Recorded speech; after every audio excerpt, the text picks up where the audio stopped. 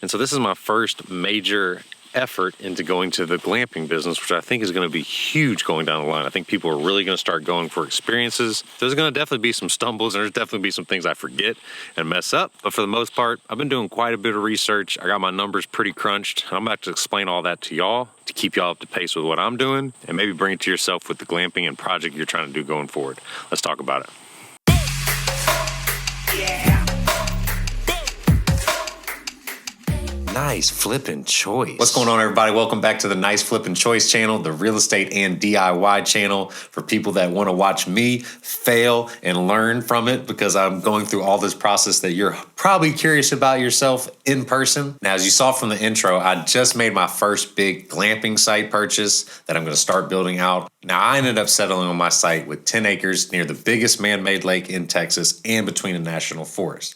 I got a house on it that has 4 bedrooms, 3.5 baths, and I plan on building out about 2 or 3 glamping sites over the next couple years out here. Now, I've already started moving forward with my first 24-foot geodome from Pacific Domes, and I'm in the process of starting that whole build and getting everything permitted myself. Now, when I first started searching, the number one thing I was having to figure out was what area did I want to go to? Now, I'm in Houston, Texas, but I was willing to, make some moves and figure this out for, the business overall. Some of the big factors was I was looking for something that would actually attract people to go there. And I also wanted it to have a history of being a short-term rental area. So that way I knew that nothing would probably ever crunch down this business they got, because they've been doing it for years and they don't care about Airbnb because it's just what they do already. They've been doing Airbnb basically. When you're looking for your area, it doesn't need to be BFE, bum Egypt, as we all like to say. What's your profanity? Right, I'm sorry. And you want to be somewhat centrally located to some major cities.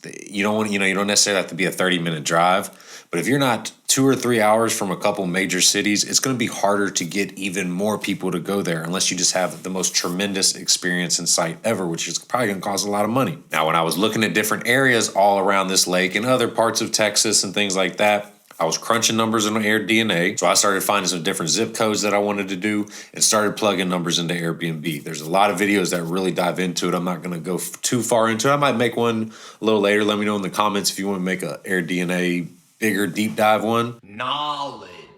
I also made sure to start researching the permitting process and talking to different, permitting departments in different areas, especially ones that I really started to, I started to narrow down like 3 or 4 areas that I was pretty comfortable with and started learning more about. Then I started talking to some of their departments to see like what type of structures can I permit, what's the process, different things like that. Some are way easier, some are way harder to get in touch with. And this definitely helped me make my decision along the way. When I was checking out different areas, I have my real estate license, so it's very easy to see properties.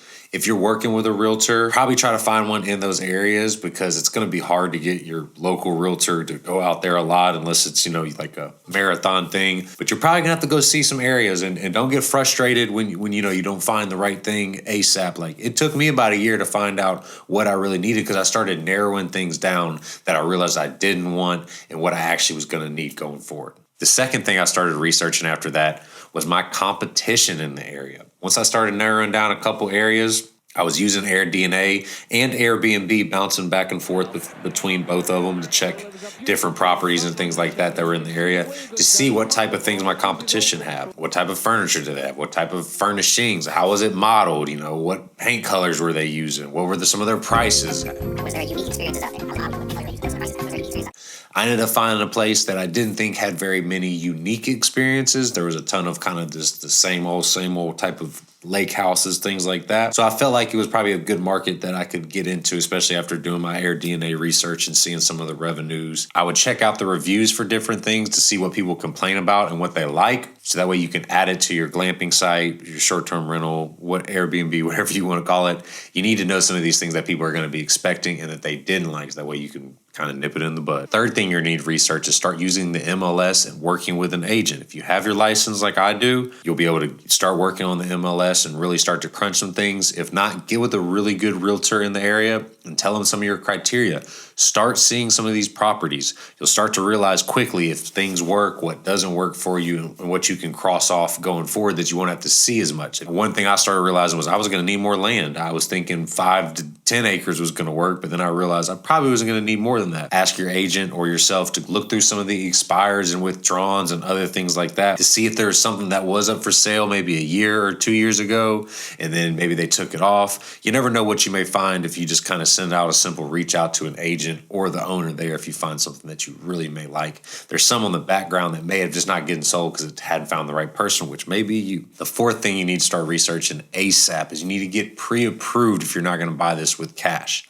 If you're buying a land hacking deal where you're getting land with a house on it, you're going to be able to get a mortgage on as long as the house passes it and you qualify for the different things that mortgages involve. But this will be able to tell you how much you'll be able to actually afford, and you'll be ready to jump on a place if it comes through, and you need to be pre-approved to make it because it's priced well and it's a hot commodity. If you're not pre-approved, you're going to miss out on a lot of deals, and you may start shopping in areas that you don't even need to be in. And make sure your lender is really able to do maybe a more rural transaction with bigger land and things like that. Some lenders, are a little more confused by it and don't really know how to react on some properties. It all just depends on the property. Everything's case specific. Make sure that you got a lender that understands what you're trying to do in the end with it. And number 5 really kind of wraps all these up into one. You've got to know your end goal. Know what you're trying to do. Know what you're trying to build out in the future. Don't think so short term. Think long term. Think in 10 years, where do I want this project in my own Airbnb business and things like that to begin with? Are you trying to start really small with this property, then find another property? Are you trying to, get the land now and slowly start building areas out? Know your end goal so that way you can make a better decision moving forward. It will make your life so much easier if you have a plan in place, because a lot of these things will fall into place for you and you'll be able to do even better research with them because you'll know where you're going to be at in about 10 years from now, 5 years from now. Don't think so short term with it. This is a really long-term project overall, especially if you're trying to make this into an actual business. If you're trying to just do this as a little side hustle for a little bit. Well, then I get all excited. I'm like Jojo, the idiot circus boy with a pretty new pet. The pet is my possible sale. Buying the place may not be the thing for you. You might want to try to do some rental arbitrage, different things like that. That's a little tougher. I'm not really in that. That's a little more salesman. There's a few different people out there that are really good YouTube videos on that. And it is a lot of things that somebody does well with. But I would say just make sure you know what you're trying to do in the end. These are the things I researched on my glamping site. Y'all stay tuned, subscribe to see all the things I'm adding and helping improve with it and everything else I do in real estate. Appreciate y'all watching. Until next time, peace. That's all, folks.